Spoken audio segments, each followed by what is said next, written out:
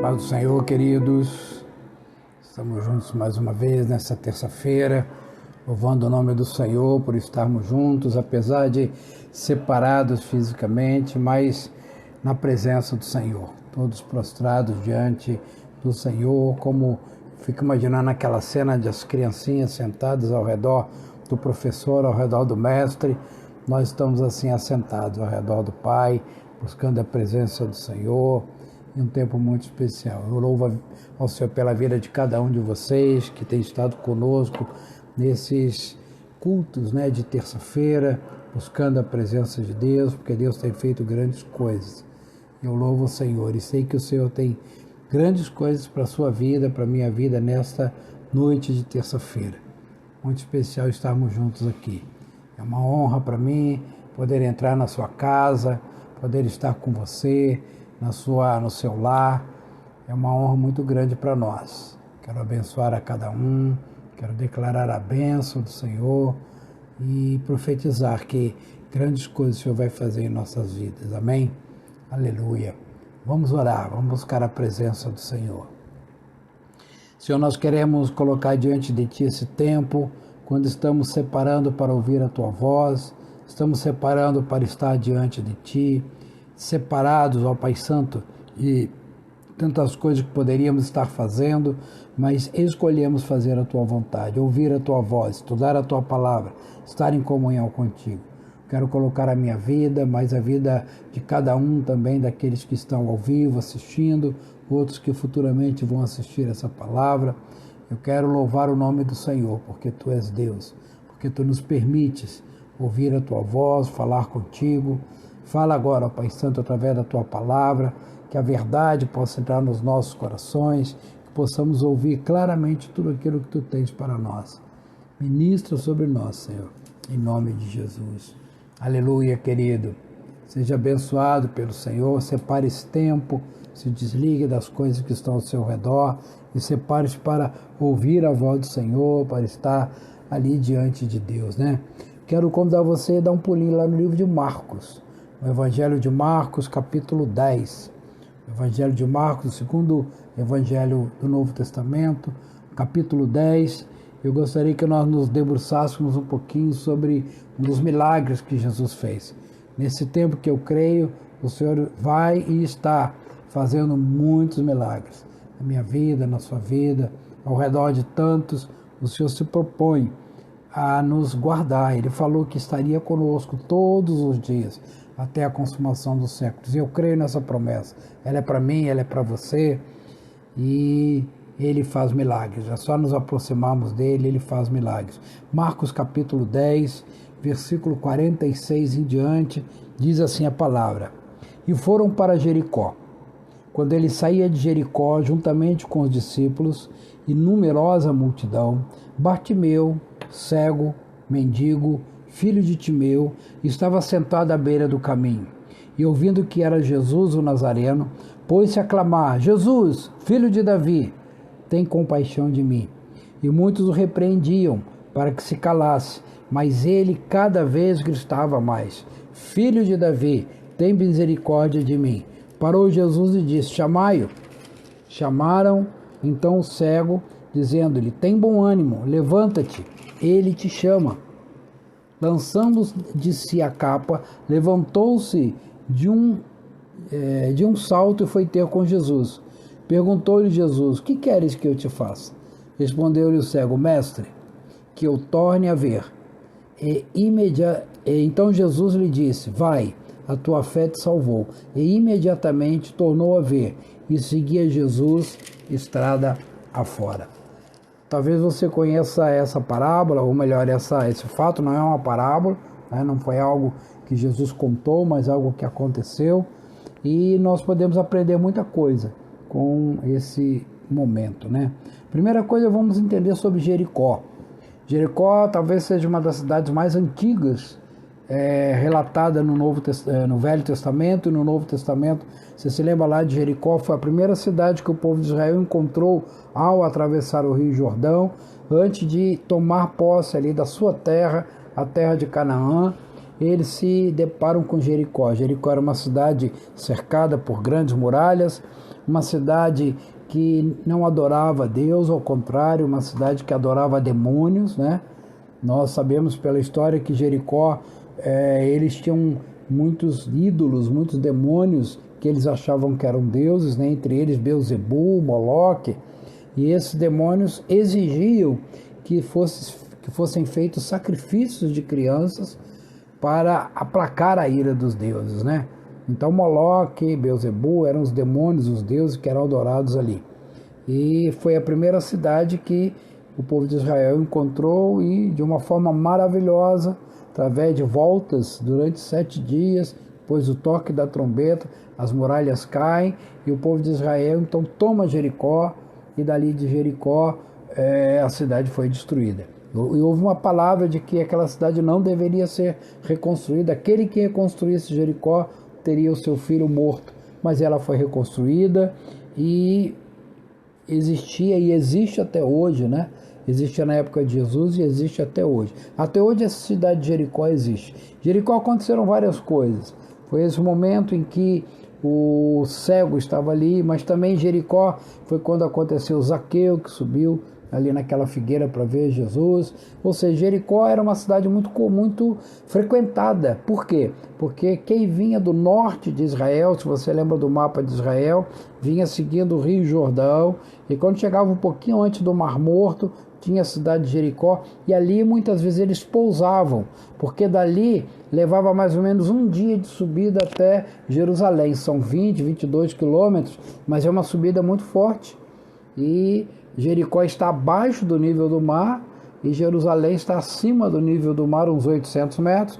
Então era mais de 1.000 metros de subida, era uma subida íngreme, era uma subida que as pessoas faziam com uma certa dificuldade, por isso levava basicamente um dia. Então eles pousavam em Jericó e dali eles partiam para Jerusalém. Também Jericó aparece na parábola do bom samaritano, quando alguém descia de Jerusalém para Jericó. Jerusalém representa sempre o local da presença de Deus e Jericó representa sempre o local da ausência de Deus. Então aqui Jericó era um local impuro. E como ele era um local impuro, as pessoas que moravam ali naquela cidade também eram consideradas impuros. E, em especial existia um homem chamado Bartimeu. E o nome Bartimeu é importante porque no Novo Testamento, todas as vezes que tem alguém com nome que começa com Bar quer dizer filho. Bartimeu, tanto é que diz Bartimeu e mais adiante, filho de Timeu. Bar-Jonas é filho de Jonas. Barnabé, filho de Nabé. Então Bartimeu era filho de Timeu. E diz que ele era cego e por consequência era mendigo. Por que por consequência? Porque até hoje, aqueles que têm uma deficiência visual têm dificuldade de encontrar vagas no mercado de trabalho, né? E naquela época, então, o cego era considerado como alguém amaldiçoado, alguém afastado da comunidade, e ele era cego e ele era mendigo por causa disso. A história conta, não a Bíblia, mas os pesquisadores contam sobre o pai dele, Timeu. Timeu teria sido um alto general, ou talvez um alto dignatário romano, né? E ele teria se levantado contra um império romano. E como punição da sua traição, ele teria sido morto e todos os seus filhos teriam tido seus olhos vazados. Por isso deixa claro aqui que ele é filho de Timeu, porque além dele ser cego, essa cegueira não era uma cegueira natural, era uma cegueira por castigo, uma cegueira por traição, uma cegueira que ele havia adquirido pelo fato de ser filho de Timeu.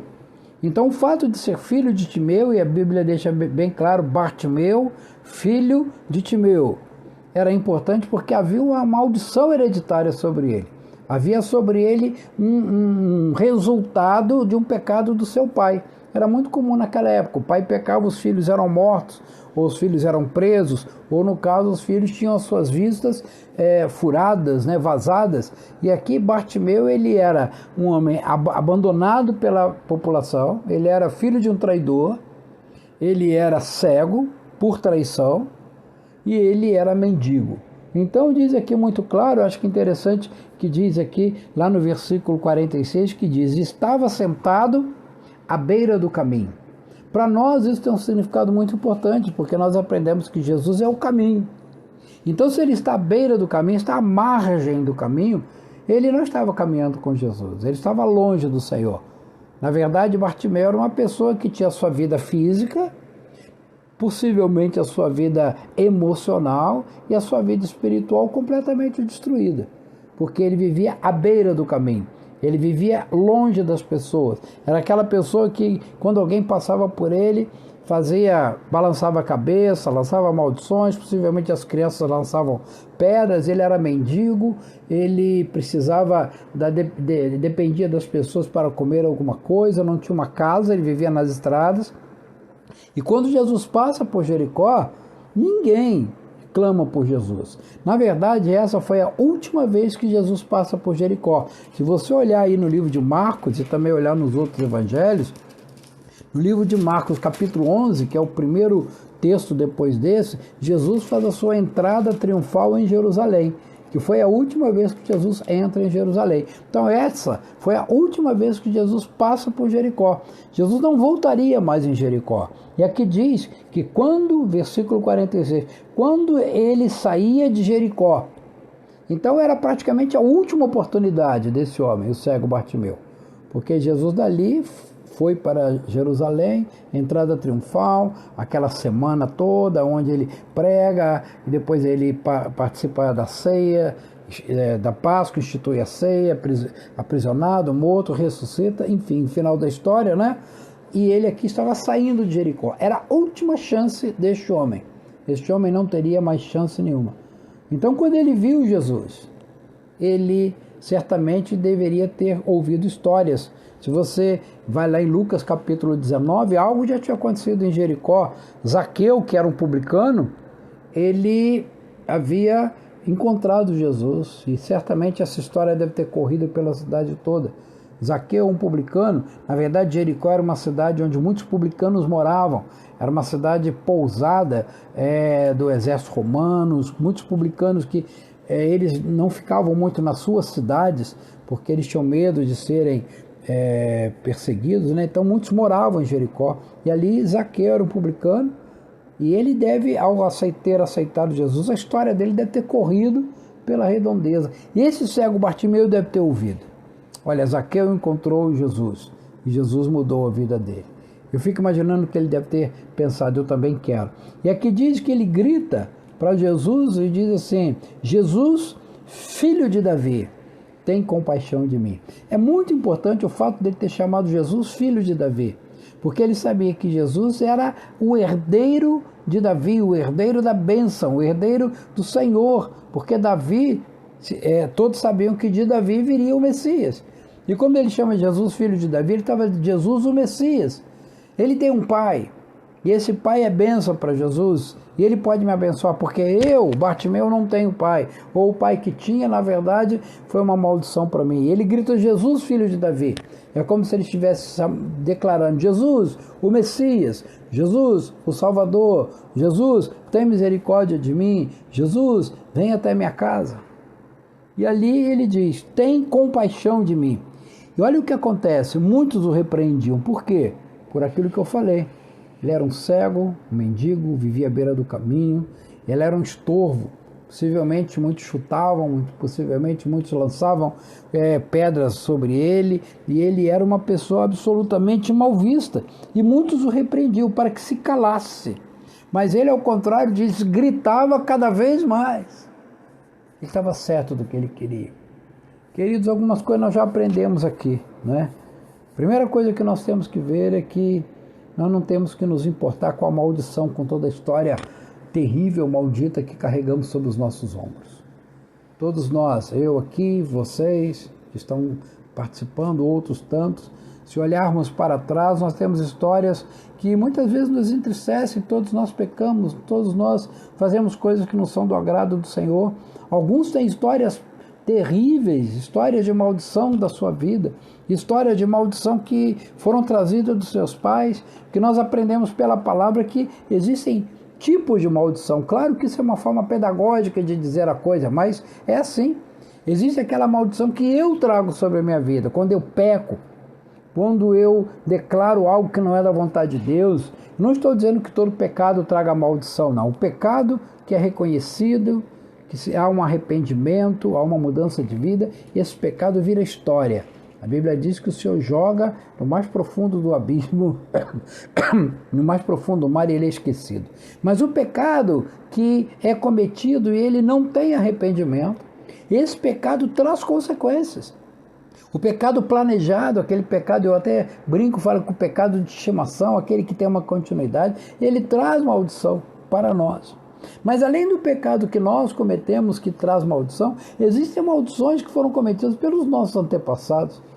Ah, pastor, eu não acredito nisso, porque a Bíblia diz que todos os nossos pecados foram apagados na cruz do Calvário. Sim, todos os nossos pecados podem ser apagados por causa da cruz do Calvário.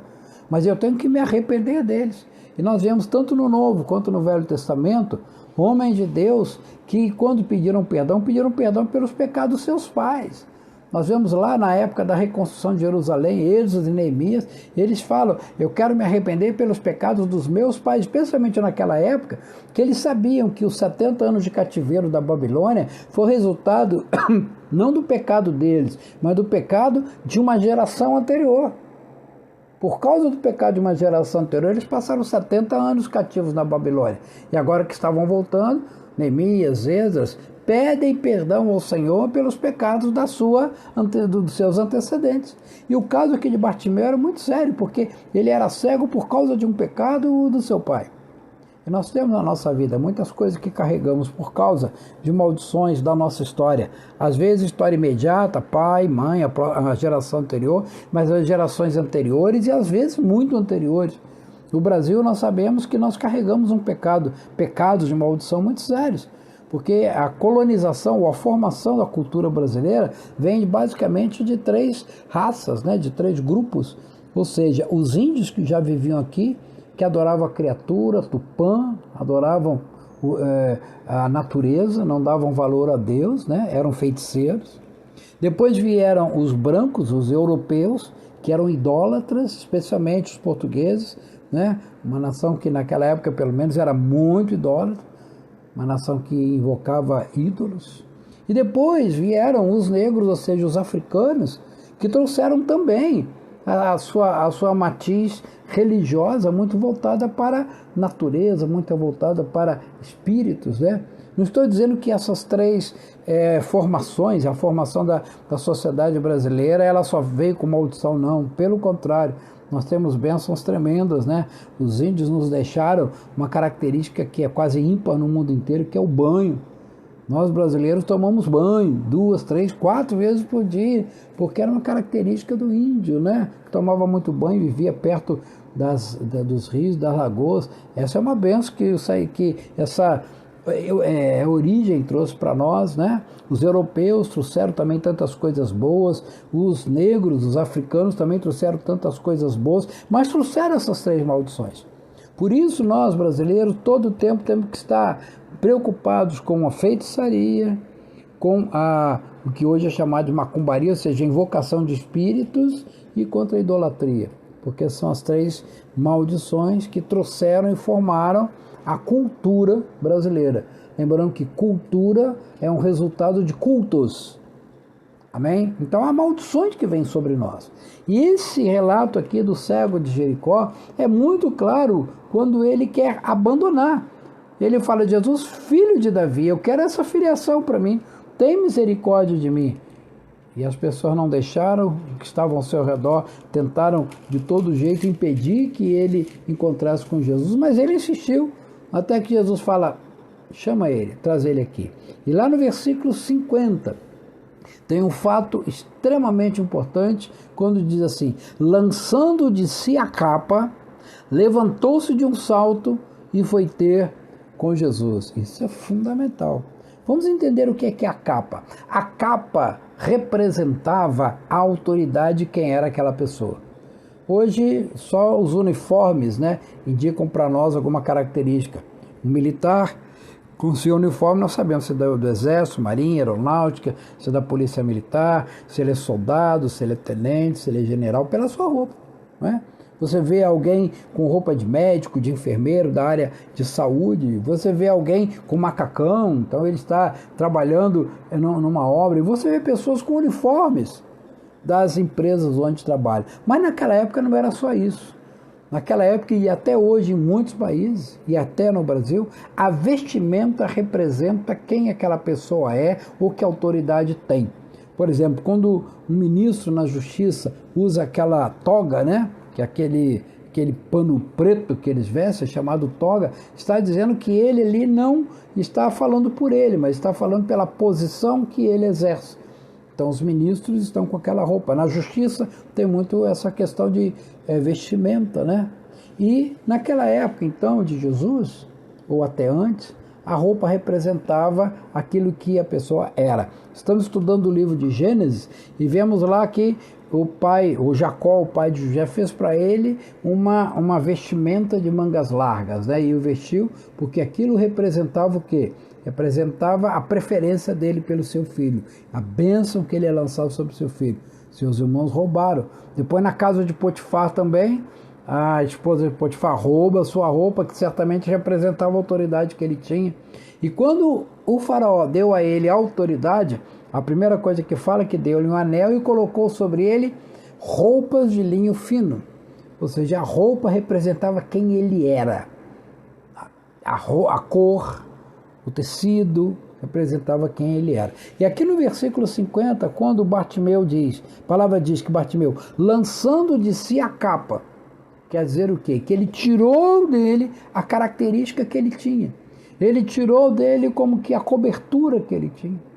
Ele lançou por terra, ele não queria ser mais conhecido como cego, como mendigo, como filho de um traidor, como alguém abandonado, vivendo à margem do caminho. Não, ele queria agora encontrar-se com Jesus. Ele levantou e diz, Jesus diz, que queres que eu faça? Você pode até achar que é uma pergunta estranha, se ele era cego, o que ele queria? Mas Jesus esperava a sua resposta. E o importante não é o que ele fala como desejo, o importante é a primeira palavra que ele diz assim, mestre. Esse mestre aqui não é, na Bíblia tem dois significados da palavra mestre, né? Alguns locais é o mestre como ensinador, aquele que ensina.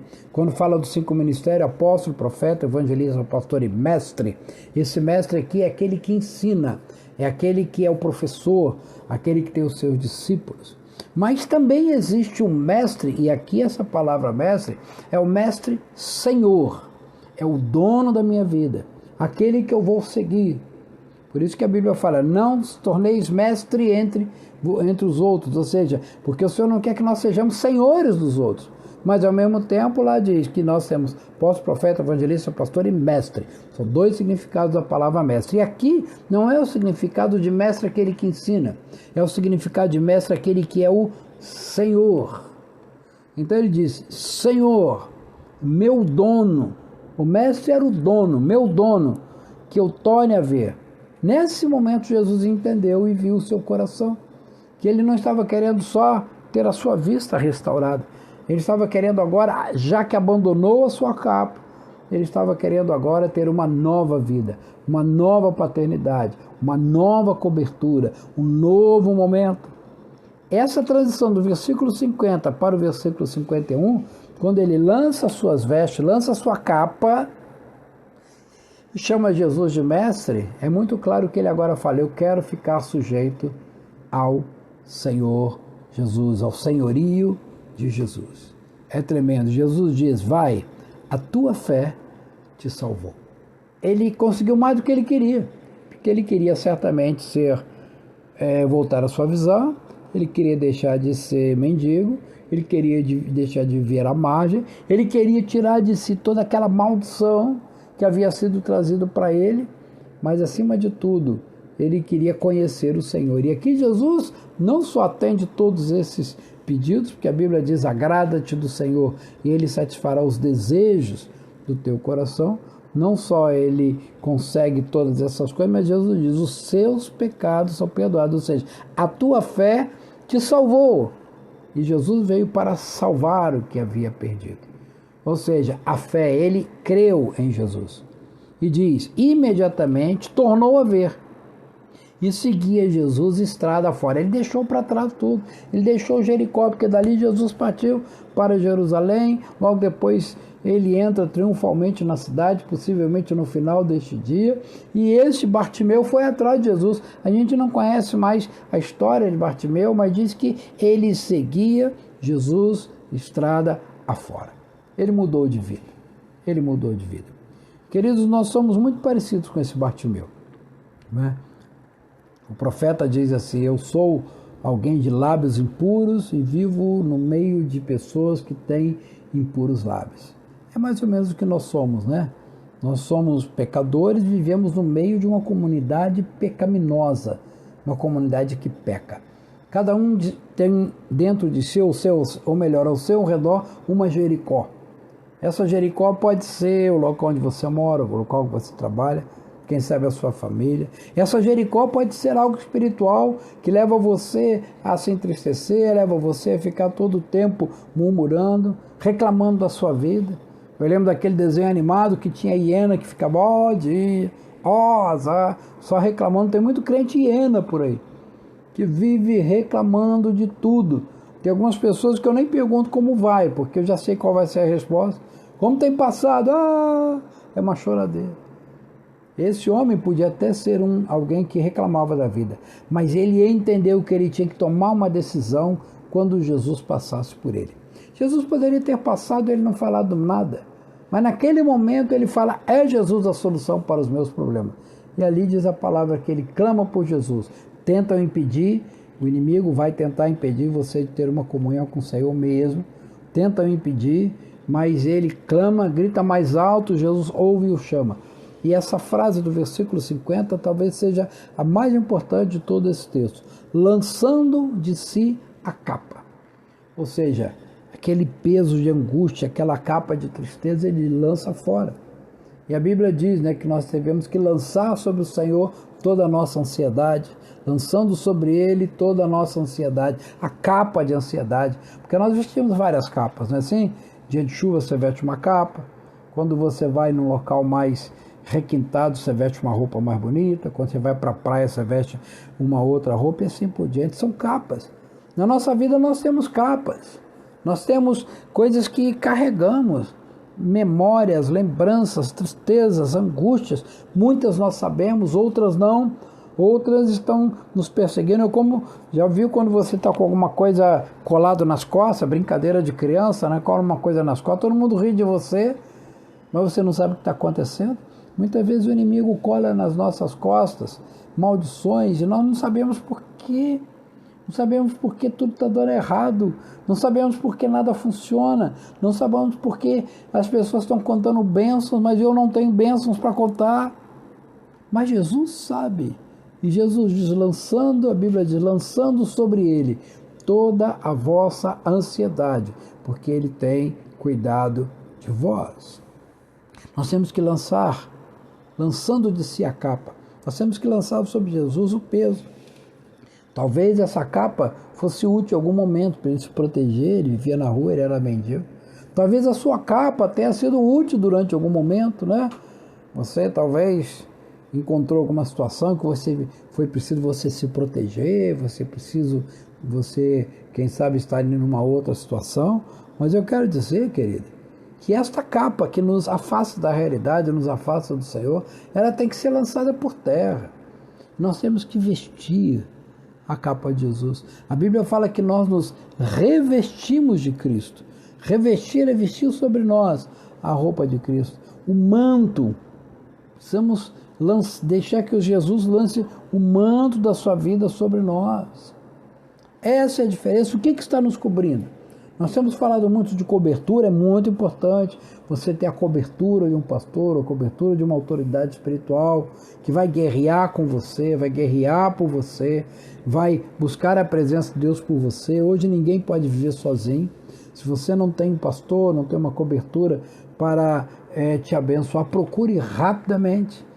O ministério que o Senhor tem para cada um de nós não é o ministério do eu sozinho. Não podemos caminhar sozinhos. Todos aqueles que caminhamos sozinhos temos problema. Temos que caminhar debaixo de uma cobertura, debaixo de uma bênção, debaixo de uma capa. Como é bom estarmos debaixo de uma capa. E a capa que Jesus quer lançar sobre nós é a capa da bênção.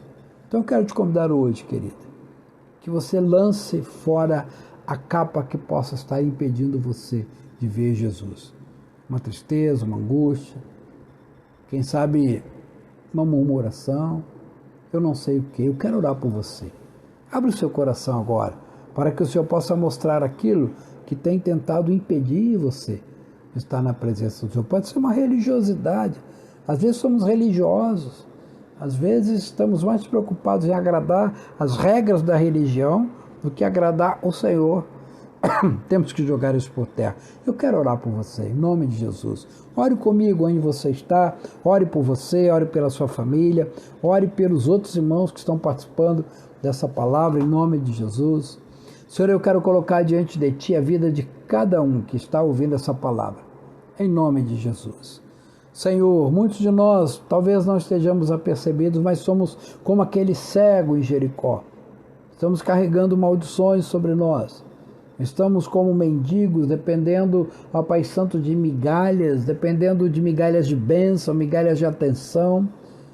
Não conseguimos sobreviver sem essas migalhas. Estamos muitas vezes à margem do caminho, à beira do caminho. Tu tens um caminho para nós e nós estamos à margem. Senhor, vem com o Teu Espírito agora, tocando em cada coração, trazendo à nossa memória os pesos que estamos carregando. Peso de tristeza, de acusação. Traz à nossa memória, ó Pai Santo, coisas que precisamos largar e fazer como Bartimeu, lançando de si a capa, em nome de Jesus. Fortalece cada coração, fortalece as nossas vidas, Senhor. Que a Tua presença possa ser real sobre cada um de nós. Que a Tua presença possa, ó Pai Santo, ser manifesta em cada dia, em cada detalhe. Eu repreendo em nome de Jesus toda a capa maligna lançada sobre a vida de cada um dos Teus servos. Senhor, em nome de Jesus, arranca e lança fora. Possamos ser livres para adorar o Senhor. Possamos ser livres para estar na presença do Senhor. Te damos toda a honra, Senhor, porque podemos falar contigo. Não dependemos só do momento em que Tu estás passando, como ali em Jericó, mas em qualquer momento, em qualquer hora, em qualquer lugar, podemos ter acesso à Tua palavra. Por isso, Senhor, faz de novo tudo em nós. Começa outra vez, Senhor. Arranca de nós todo o peso, toda a capa maligna. Senhor, eu quero liberar uma bênção sobre cada um que está participando dessa palavra. Senhor, em nome de Jesus, que a Tua presença possa alcançar os corações. Em nome de Jesus. Queridos, muitos estão lançando hoje, nesse momento, capas fora. Capa de medo. Oh, Jesus, capa de medo.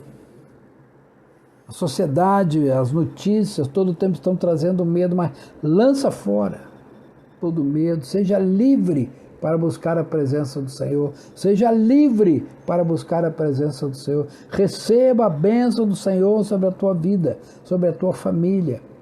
Quebra toda a maldição que possa existir.